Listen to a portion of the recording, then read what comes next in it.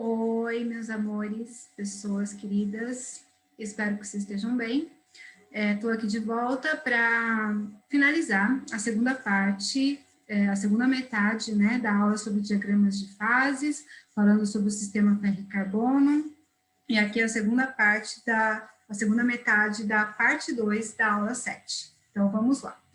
Vou começar compartilhando aqui a tela com vocês. Aí a gente está seguindo para onde a gente parou na aula 7, parte 2, primeira metade. Vou colocar aqui no modo de apresentação, não este, modo de apresentação deste slide aqui. Apresentação de slides, do slide atual. Vamos lá. Então, olha lá. Desenvolvimento das microestruturas das ligas ferro e carbono. A gente falou sobre a gente interrompeu a última aula falando sobre os pontos de interesse, né? Falamos sobre o ponto eutético, eutetoide, peritético, limite de solubilidade do carbono nessas fases. Agora, a gente vai fazer algumas considerações importantes, como, por exemplo, a microestrutura que se desenvolve depende do teor de carbono presente na liga, dos tratamentos térmicos aos quais a liga é submetida. Então, né, a gente viu que o limite de solubilidade, ele determina, né, o tipo de estrutura que a gente vai ter. Aqui, por enquanto, vamos desconsiderar os tratamentos térmicos, porque a gente vai aprender isso mais para frente, né, serão aulas que vamos ter no futuro. Estudaremos os efeitos em aulas futuras. Consideraremos o resfriamento muito lento, considerando assim que um resfriamento muito lento é um equilíbrio que é mantido continuamente. Resfriamento em equilíbrio, porque a gente está estudando os diagramas de fases, né? E para estudar esses diagramas, a gente precisa considerar que o resfriamento, a temperatura, ela está sempre sendo considerada em equilíbrio, aumentando ou reduzindo em equilíbrio. Desenvolvimento da microestrutura de um aço eutetoide. Ó, o que a gente está vendo aqui nessa imagem, nesse desenho, é o que a gente viu aqui, ó. Vou voltar lá só para retomar. Olha aqui. Essa imagem C é uma estrutura formada por um teor de carbono de um aço eutetoide, que tem um teor de carbono de 0,76%. Então, essa é uma micrografia, né? Não é uma foto. Não é um desenho, é uma imagem. Aqui a gente tem uma imagem representativa de uma estrutura eutetoide. Olha só, aqui a gente tem um pedacinho do diagrama ferro e carbono, vocês reconhecem? Vou voltar lá no diagrama. Isso aqui, ó, é um pedacinho do diagrama. Ó, o teor de carbono está variando de 0 a um pouco mais que 2% de carbono. Que pedacinho é esse? Esse pedacinho aqui, ó, de 0 a 2%. A gente está só com esse pedacinho do diagrama aqui nessa imagem. Então, aqui eu tenho, né, a formação de um material, o resfriamento de um aço do tipo eutetoide. E eu só estou representando aqui, ó, nos círculos, as estruturas de fase sólida. Então, se eu tiver a 800 graus Celsius e uma temperatura, né, acima dos 727 graus Celsius, o aço com teor de carbono de 0,76% vai ter uma estrutura a 800 graus Celsius formada apenas de gama-austenita e estrutura CFC. A composição da austenita, 0,76% de carbono, é diferente das fases geradas com resfriamento. Neste caso aqui, ó, o que a gente tem é fase sólida acima de 727 graus Celsius.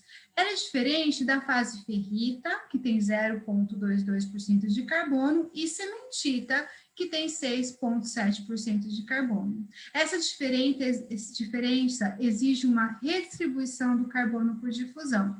Então, olha só, isso quer dizer o quê, né? Em outras palavras, quando esse material resfria e atinge, né, este ponto chamado ponto eutetoide, que está a 727 graus Celsius, para um teor de carbono de 0,76%, essa austenita toda vai se transformar em uma estrutura perlítica. E como é que isso vai acontecer?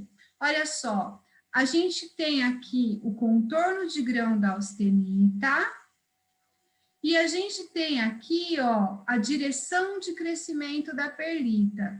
Vai acontecendo uma difusão de carbono da austenita, de maneira que, abaixo dessa temperatura, eu não tenha mais uma estrutura CFC da austenita.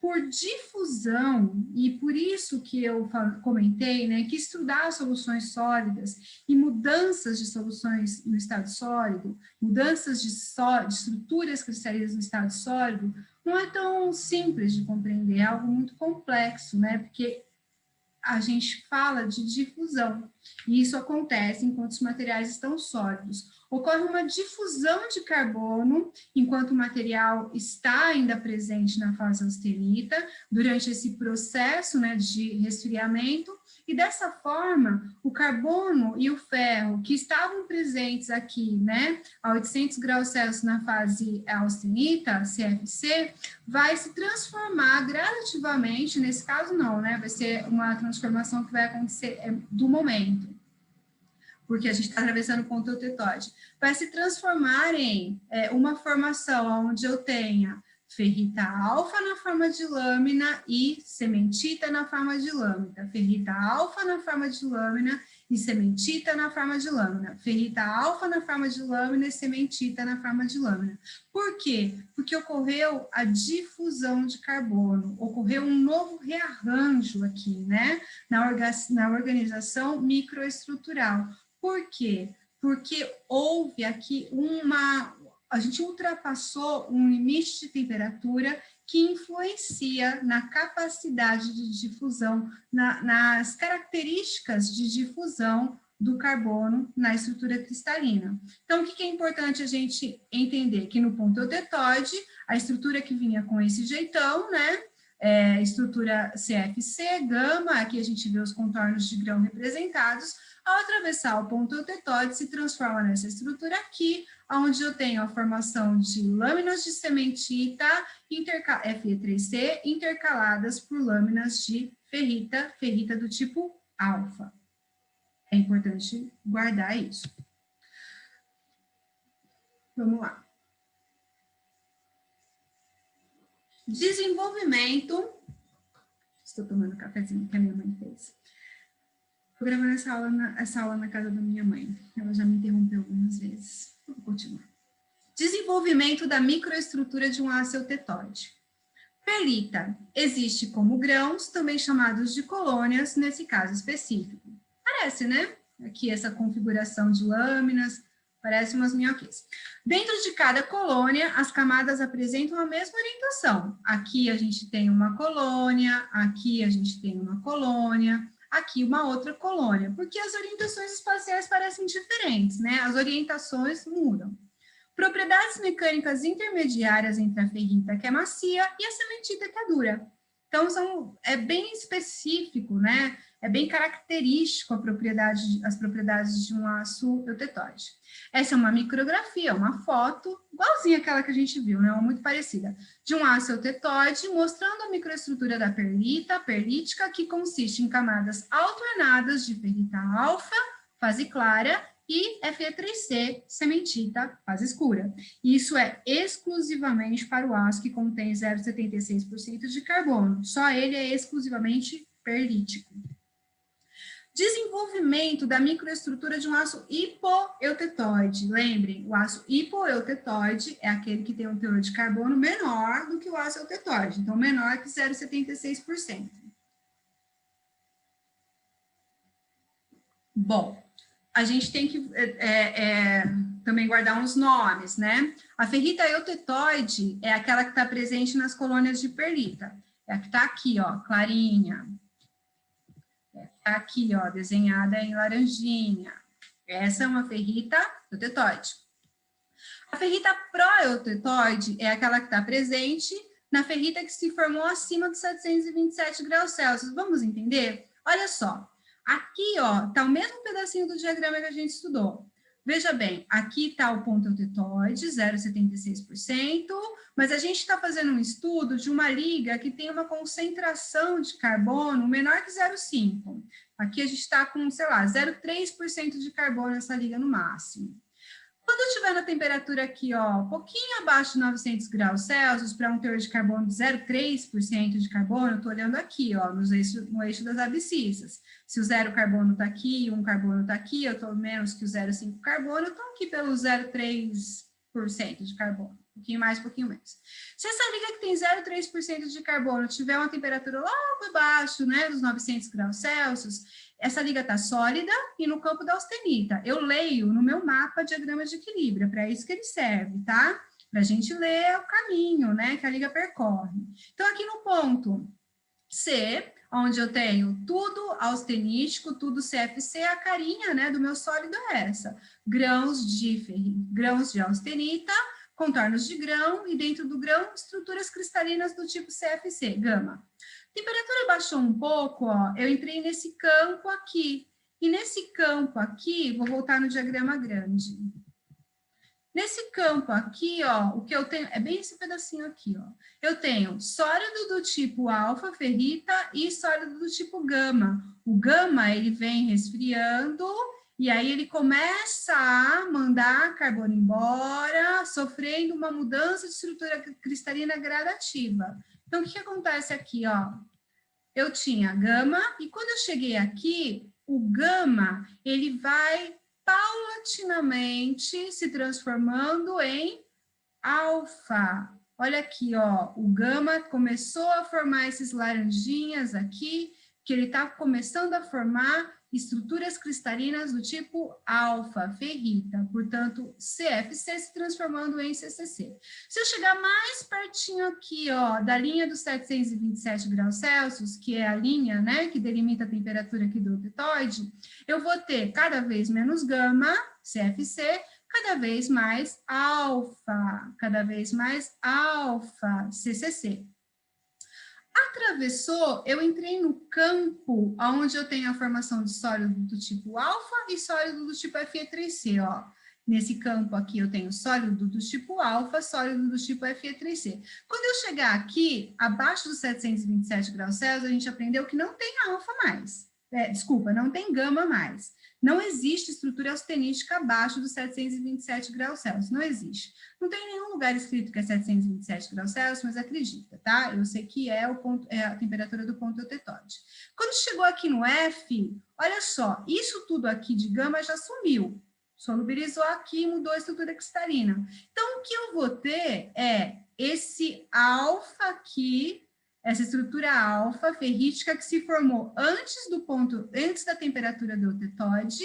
Portanto, eu falo que esse alfa que se formou aqui e está presente aqui, ó, é ferrita alfa pró-eutetóide.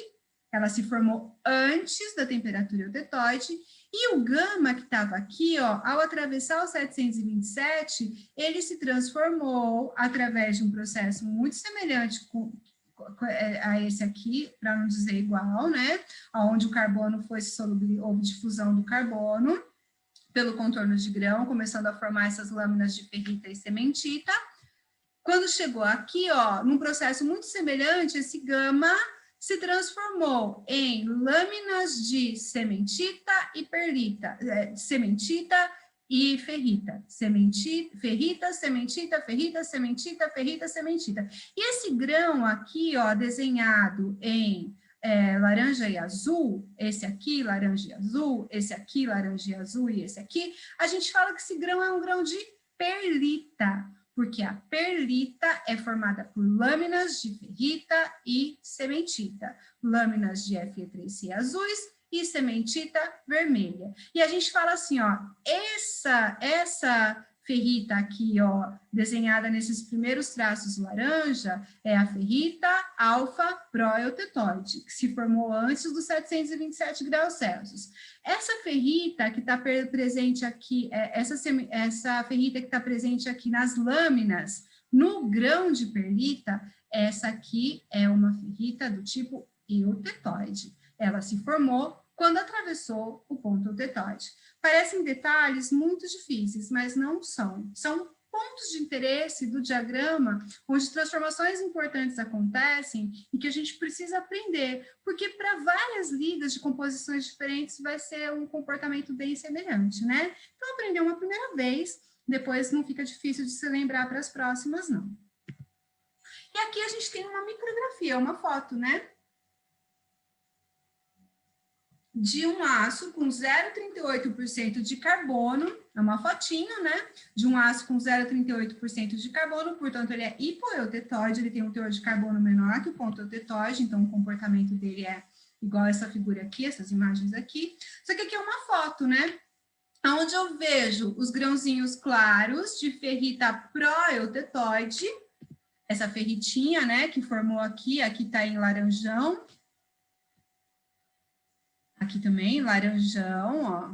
E aqui na imagem são os grãos clarinhos. Por que lá é laranja e aqui é clarinho? Porque lá é um desenho, né, para ficar mais fácil da gente distinguir.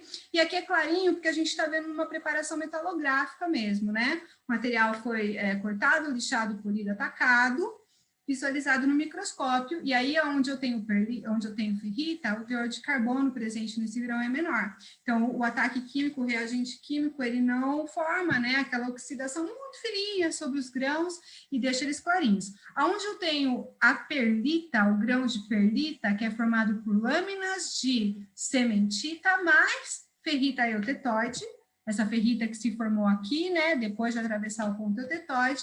Aqui é onde eu tenho esses grãos escuros, formados por lâminas de ferrita e cementita, e vocês vão ver que o escuro é dado exatamente pela lâmina de cementita, porque tem muito carbono e reage com reagente químico, né, que é utilizado para revelar a microestrutura. Aqui na perlita eu tenho essas lâminas de ferrita e cementita, neste caso aqui da ferrita eutetóide. Então, é uma imagem, né? Uma imagem micrográfica que mostra o que a gente mostrou aqui no esquema. Mesma coisa. E os aços com teor de carbono menor que 0,2%, né? Que tem um teor de carbono com aproximadamente 0,2%, aí um teor de baixo de carbono. Esses aços, eles vão apresentar uma microestrutura bem parecida com essa, onde eu tenho uma quantidade bem maior de grãos claros do que de escuros. Isso quer dizer o quê, né? Que o teor de carbono desses aços é baixo, porque durante esse processo aqui, ó, conforme ele vem mais para cá, ó, caminha aqui nesse eixo na esquerda, eu vou ter cada vez menos carbono para estar presente na formação do Fe3C. Sendo assim, formam-se poucas lâminas escuras, né? O teor de perlita acaba sendo menor. Então, aqui eu tenho muito mais grãos de ferrita proeutetóide do que de perlita, né? Ferrita proeutetóide está aqui, a perlita está aqui. A gente sabe que na perlita também tem lâmina de ferrita, mas tem também lâmina de Fe3C. Se eu tenho pouco carbono, eu não vou ter uma quantidade grande de Fe3C, então eu vou ter uma quantidade menor de perlita e maior de ferrita proeutetóide. Os aços que contêm 0,45% de carbono, olha, esses aços, eles já vão estar por aqui, né? Teor de carbono maior até do que esse que a gente mostrou no esquema. Se eu tenho um teor de carbono de 0,45%, é mais que o dobro, né? Que esse aqui, 0,2%, eu vou ter uma quantidade maior de carbono. Sendo assim, eu vou ter uma formação maior de grãos de perlita. Porque se eu tenho mais carbono, eu vou formar mais lâminas de Fe3C. E eu vou ter também a condição de formar, como constituinte da perlita, a ferrita eutetóide. Então, eu vou mostrar aqui para vocês que, nesse caso, eu vou ter uma quantidade menor de ferrita proeutetóide, sozinha, né?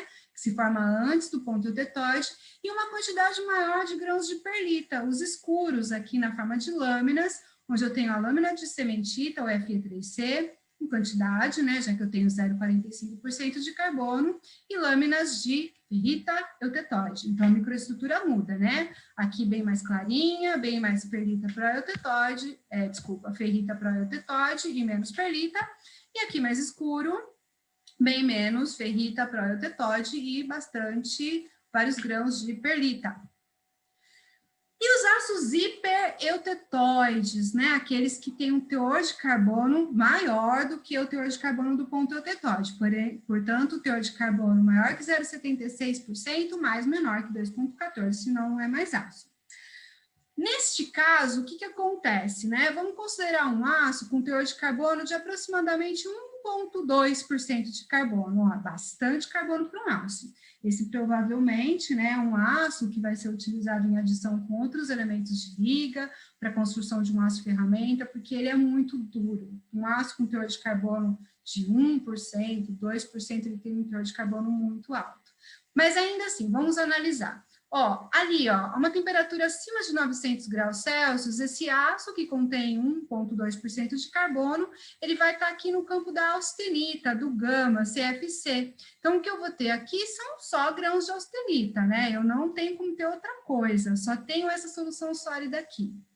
Quando ele atravessar essa primeira linha solvos, porque ela delimita um campo sólido de outro campo sólido. Só que esse outro campo sólido, ele não é formado só de gama, ele é formado de gama e cementita. Gama, austenita e cementita. Vamos lá no diagrama olhar. Olha aqui, ó, no diagrama. Ele estava aqui, ó, 1,2. Ele passou essa linha e veio para cá. Aqui eu só tenho gama austenita, aqui eu tenho gama mais Fe3C. Isso significa que é tudo que tem nesse campo. Vamos voltar lá.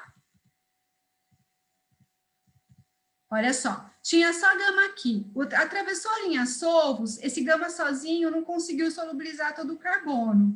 Então, ele começou a mandar carbono para se transformar em outra estrutura. E esse carbono, que ia virar outra estrutura, ele começou a se agrupar, né, de outra forma, começando a formar aqui uma nucleação de cementita, Fe3C.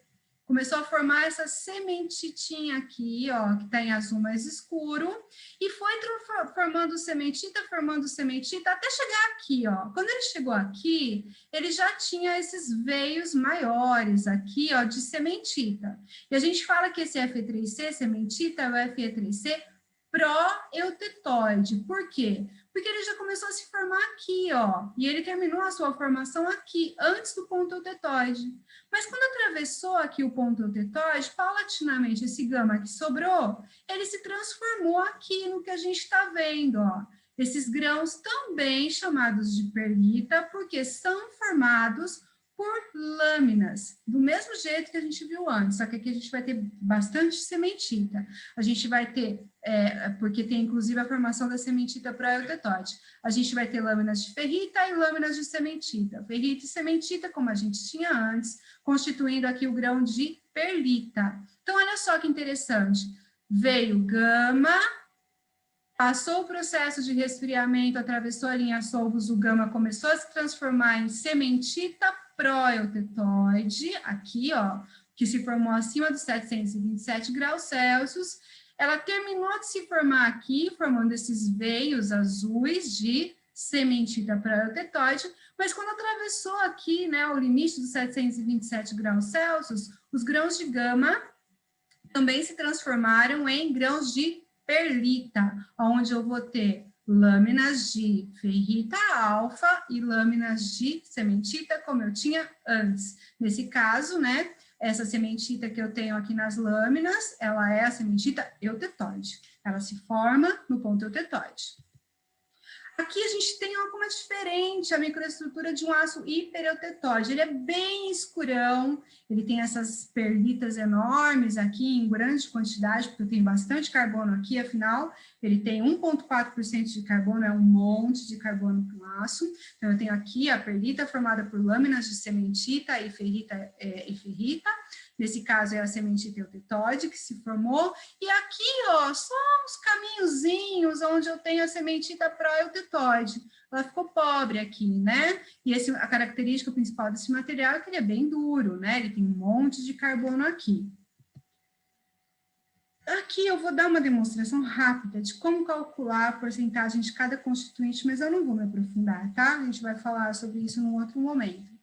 A gente aprendeu a regra da alavanca, e aqui a gente usa o que a gente chama de regra da alavanca invertida. Por exemplo, nas ligas hipoeutetoides, são aquelas abaixo do ponto eutetoide, né? Abaixo, que tem teor de carbono menor que o ponto eutetoide, menor que 0,76. A porcentagem, né, em peso de perlita vai ser essa distância T, dividido por T mais 1, porcentagem de perlita. A porcentagem em massa, né, W é porcentagem em massa, weight, de ferrita proeutetóide, aquela que se forma antes do ponto eutetóide, aí vai ser o contrário, vai ser esse U dividido pelo T mais U. Nas ligas hipereutetóides, a porcentagem em peso de perlita, essas que estão, as hipereutetóides são aquelas que têm um teor de carbono maior que 0,76 até 2,14, a porcentagem de perlita vai ser o X, tá aqui, ó, por isso que é invertida, dividido por V, que é essa distância aqui, mais X. E a porcentagem em peso de sementita proeutetóide, aquela que se forma antes do ponto eutetóide, vai ser este V, ao contrário, né, do que era na regra da alavanca, dividido por V mais X. Então, eu não vou me aprofundar nisso, tá? A gente fala mais depois. Aqui algumas questões que eu vou colocar ainda para vocês trabalharem na plataforma. Aqui nós vamos trabalhar na plataforma também, fica só para vocês saberem as cenas dos próximos capítulos dos exercícios. E hoje este era o meu recado, né? Finalizando aqui essa aula 7, vou parar de compartilhar, que foi ensinada para vocês em 4 partes, né? Aula 7, parte 1, primeira e segunda metades, aula 7, parte 2, primeira e segunda metades, mas acho que ficou mais didático assim. Qualquer dúvida, vocês fazem contato comigo, por hoje eu fico por aqui. Beijos.